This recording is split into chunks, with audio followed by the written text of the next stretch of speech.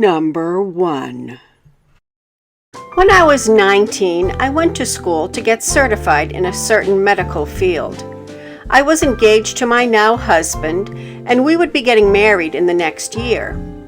Classes were held at night, and the first night, I found a seat in the back at a table. Seated at this table was a man in his early 40s. His smile was friendly, so I sat a couple seats down from him. He introduced himself, and we exchanged pleasantries. For the first few weeks, all was fine. We would partner together in class on assignments, and we were both good with the material, so we would get good grades. One night, we were in class, and he started complimenting me. My hair, eyes, nails. He touched my hand as he complimented my nails, and I started feeling uncomfortable. I said a simple thank you and ignored anything else he said. As the weeks went on, he started saying inappropriate things about my fiancé. He would say he would love to challenge him in a fight to see who won, though he knew he would. At this point, I started to distance myself and sat at a different table. One night, on a break, he invited me to dinner at the most expensive restaurant in town. He said he would love to take me back to his house after and have some drinks. He said I should leave my fiancé and travel with him. He bragged about the amount of money he had. I reminded him I was engaged and these comments were inappropriate and to stop them. He laughed it off like he was joking, but said okay, that he didn't want to make me feel uncomfortable. The next few weeks, anytime we saw each other, only school-related topics were discussed. I felt at ease again and figured he was just a man trying his luck with a younger woman, and I'd put a stop to it. On the last night, we had a pretty difficult final test, and we were allowed to leave after. I was the last to finish and was happy I aced it. In our class, we would walk out the back door to the parking lot. The instructor left through the front door that led to the hallway. I don't know where he was going, and I left out the back. Outside waiting for me was Creepster. I'm not letting you walk to the car by yourself, he said with a smile. I'm okay, I said back. Come on, I'm parked next to you anyway. At this point, I had no other option. The parking lot was empty except for our cars, and the back door locked from the outside when it shut. I walked, making small talk about the test, trying to get to my car and get it unlocked. When I got there, his car was one space over from mine. His driver's side door was facing my driver's side door. He opened his door first and sat in his car. I had to squeeze past to get to mine. A mistake on my part, but he wasn't leaving first. Your butt looks incredible in those jeans, he said, his voice low and sending shivers down my spine. That's inappropriate. Can't take the compliment. I think you need a spanking. At this point, he grabbed me around my waist and pulled me into his car onto my stomach across his lap. He hit my butt 3 times. Stop! I was screaming for him to stop. He did and let me go. I got out and got into my car, shaken. He laughed and drove away. I never told anyone. My fiancé was already angry about the inappropriate comments. I knew if I told him, he would have literally hunted this guy down and probably have gotten himself into heaps of trouble. It doesn't end there, though. I used my certification in that field for a little bit and decided it wasn't for me. A couple years later, I applied for a job as an office assistant. I was called in for an interview. When I went into the interview room, there he was, sitting, smiling at me. It was a position to be his assistant. Apparently, he had worked at this place as a director for years and was currently using his certification for a side job. I didn't even finish the paperwork. I left. Not before hearing him tell me how much he would love to have me as his assistant, though. That was about 6 years ago. I haven't seen him since, and I prefer to keep it that way. Number 2. Throughout my entire childhood, my NPD BPD parents consistently put me in harm's way, as nothing mattered more to them than partying and fighting. I was always being exposed to creepy, ill-intentioned men who happened to be a connect of some kind, so I was stuck dealing with them until they moved on to the next phase of their party days: read switched drugs. This is only one of many stories I have where I was in the process of being targeted. In early middle school, I was a bit of a loner due to many insecurities, which put me in a position to be an easy target. From several forms of neglect, carrying extra weight at the time, and the fact that my parents weren't providing me with proper clothing, which led to my being teased, I was so starved for positive attention, yet too timid to speak up. I was in advanced classes, which meant for lessons in a dimly lit trailer behind the school. We were a tight-knit group because we were special. I'd never felt special before, so the AG group and the bond I shared with children who otherwise wouldn't pay me any attention due to the huge gap in our socioeconomic status meant a lot to me. One student in particular intrigued me. He had the softest blue eyes and hair so blonde it was white. He was witty and kind-hearted. Everyone adored him. Yet he had the same apprehension as I, and seemed just as awkward and shy as I, though he put up a good front. I'd often wondered what his life was like at home. Was he kind because he was treated well? Was he shy because he wasn't? I'd soon get an idea of what life was like for Charlie, but wouldn't grasp the gravity of my findings until years later. Our local baseball stadium was hosting their annual variety show, and as my parents weren't available for such things, I tagged along with my older teenage sister. She was with her boyfriend at the time, and feeling like a third wheel, I would scan the crowd, people watching, to distract myself from their gratuitous public displays of entirely too much affection for teens. I'd see dads holding their kids on their shoulders, moms cradling their youngsters while waiting for the next set to start, and I was envious. While scanning the crowd, I saw Charlie from a distance. They had a spot on the stands, while we were stuck sitting on the ground in the outfield, so I said I was going to the bathroom and made my way over to them. I was happy to see someone I knew who might actually interact with me. It's lonely being the unwanted third wheel. He introduced me to his dad. He had the same blue eyes and kind smile.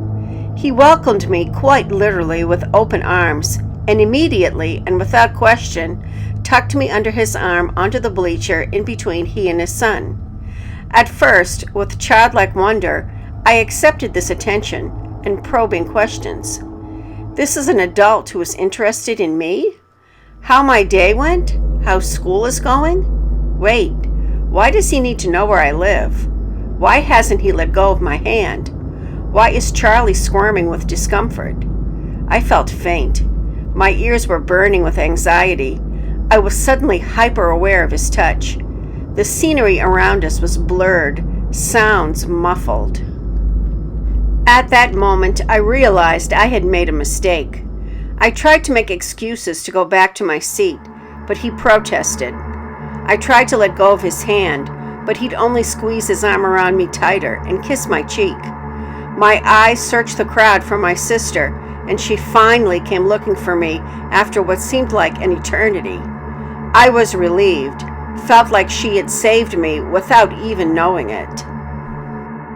After a while, I almost forgot about Charlie's dad, until the day my parents returned from a trip to the corner store with him in their car. Apparently, they'd bumped into him at the store. He introduced himself, got to chatting, and offered to help them with renovating our house. That was an instant in for him, and my parents were overjoyed at the unusual kindness of this seemingly random stranger, rather than recognizing it as an absurd concept as I had. What a coincidence, right? He exited the car in my driveway and introduced himself as though we had never met, and for weeks worked diligently on our home, free of charge, all the while engaging me any chance he had. I let my guard down after a while because I assumed, like any child would, that if there were any danger, my parents would surely sense it, as I always had, and protected me from it. Over time, he won me over, teaching me about the solar system as he worked on insulation, teaching me French words for household objects while he hung siding. I trusted that, being my parents were working alongside him, that they'd put a stop to inappropriate attention. I was wrong. They were oblivious, blinded by his charm and kindness. He eventually started stopping by when my parents weren't home. Though it was clear they were gone as soon as you turned in our driveway, he would linger longer each time, alternating between knocking on the door and then waiting in his car to see if the blinds moved. My heart pounded every time. He caught me outside alone by chance on one of these occasions and lured me over with a gift he had promised me weeks before. Upon accepting the gift, I tried my best to get away from him and hurry in the house. I knew my parents wouldn't be home until the wee hours, so I was careful not to behave in a way that would make him aware that I was on to his intentions, because I was terrified of how he would react if he could tell. Due to years of abuse and neglect, I was always in a state of hypervigilance. So I did my best to make excuses while he held tight to my hand and pled with me to finish our important talk about our special relationship and how much more he cared about me than my family did. Typical grooming tactics, only I sensed a desperation in his pleading and knew that if I didn't get away immediately, I would be harmed. I ran back inside and my sister helped me barricade all entryways. He lingered on the property for an hour, alternating between pacing the porch, knocking, looking in windows, whistling a tune, or pressing his face to the door, softly calling my name. I was keenly aware that if I didn't force my parents to take action, I would soon be a victim. As I suspected, they came home in the middle of the night, too drunk to confront, and when I finally did, they laughed off the notion that he was dangerous. I blocked out a huge chunk of time following that and remained bitter about the whole ordeal for some time. I don't remember ever seeing him again, but asking my parents now, they have no idea what I'm talking about. In recent years, I reconnected with Charlie through social media and invited him out with our group. By the end of the night, I'd had a few and casually joked to him that his dad creeped me out. He immediately tensed up, stuttered nervously, admitted that his dad was an odd guy. I tried to discreetly ask questions to get info on this man. I wanted to Google his name, look for him on the sex offender registry, anything to bring me some closure, but I wasn't able to get anything out of him, though I could tell he was holding back something sinister. His time with us soon came to a close, and I never saw or heard from him again. To this day, I wonder what Charlie knew. Wondered if that's why his parents were divorced. So many questions. To this day, I am hypervigilant in the presence of the opposite sex. My daughter is rarely allowed out of my sight. No one is allowed to get too close to her without my having investigated them to some degree, and I have far too many talks with her about the dangers that lurk beyond our front door. I couldn't live with myself if I made the same mistake as my parents. So, my advice to all parents, be aware of your child's surroundings at all times. Be observant. Pay close attention to anyone paying close attention to them, and always watch for the warning signs. Never ignore even the tiniest red flag, because if you do, they could easily become prey.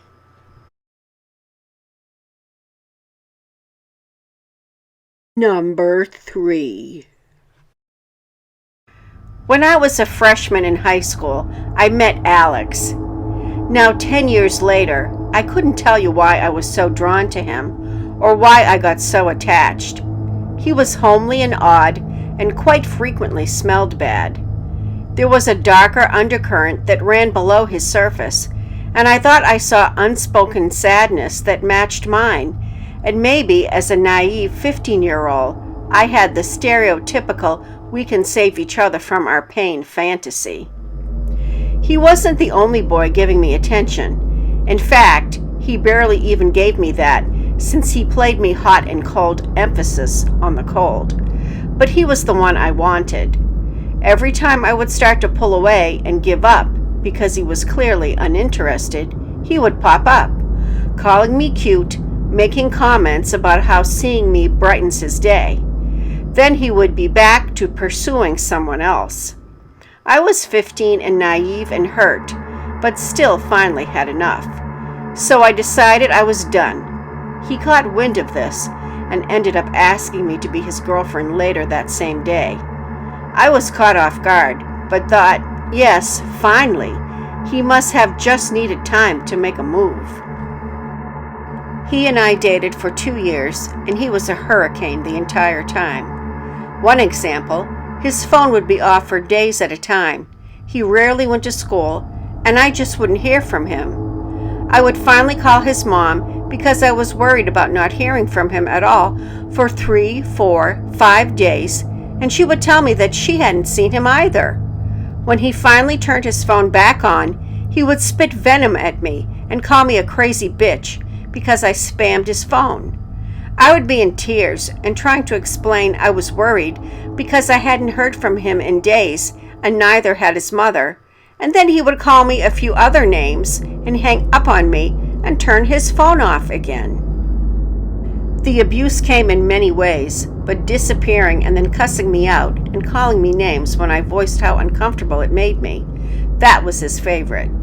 I kept trying to break up with him, but whenever I did that, suddenly he was calling me crying and saying that I was the love of his life and he was going to kill himself if I left him. After 2 years, I finally had enough and I ended it for good. I told him I was done. I ignored his threats of suicide. He kept begging. School was out for the summer, so he couldn't find me there, which meant he kept showing up at my house. Afternoon, evening, middle of the night, it didn't matter. He would toss bits of bark that my mom had in planters in the front yard at my bedroom window. He would sit out there for a long time trying to get me to talk to him. I didn't know what to do. I thought he would give up and that it would be okay soon. One day, I was walking home from work. I was a block away from my house, and Alex came sidling up next to me in his car, pleading with me to talk to him. I told him I had nothing more to say. He begged me to let him talk. He was crying. I had no intention of getting back together with him, but I still hated seeing him hurt. I agreed to let him say what he wants so he could get closure. I sat in the car and told him to talk. He started babbling incoherently and kept trying to make me feel bad for abandoning him. I told him the conversation was over and I was leaving. He locked the doors, and as I went to manually push the lock on my door up, he grabbed my arm and told me I wasn't leaving. I panicked. I smacked him and shoved him away from me and scrambled out of the car and ran the rest of the block home. He continued to lurk, spammed my inbox, drove by my house and place of employment. I ended up rebounding and started dating someone new. He was Alex's complete opposite and made me feel happy and light. However, once Alex caught news of this, he flipped out. He went ballistic. The calls and texts increased both in frequency and in level of mania. He started hanging out right outside of the store I worked at. It was a small store in the mall, so I could see him just standing there staring at me. Management had to call mall security a few times, but he always came back. Eventually, his texts got threatening. He started saying things about how he hoped my new boyfriend was prepared, and he said that he was willing to go to jail to have me. My mom panicked and believed that I was on the verge of being kidnapped or assaulted. We had gone to the cops a couple times, but they said they couldn't do anything because he technically hadn't broken any laws. We took the threatening messages to them, and they said they would start to file a restraining order and go warn him that he couldn't go near me or talk to me, or he was in violation of the order of protection. He kept showing up anyway. One night, around midnight, the doorbell rang. My mom was confused and asked if I was expecting anyone. I told her no. She opened the door, and there, on the front step, was a card, a rose, and a burning candle. We glanced up and down the street and didn't see anyone, and we were immediately spooked because there wasn't enough time for him to ring the doorbell and get out of sight already. You could see a long way down both sides of the street, unless he was hiding in the trees along the house. This went on for a while. He kept following me and showing up at my work, which means he kept getting visited by the cops, and his friends even got involved and started threatening me for what I was doing to him. Eventually, the order of protection was placed, and all at once, everything stopped. But my paranoia and fear and jumpiness lasted for a long time after that.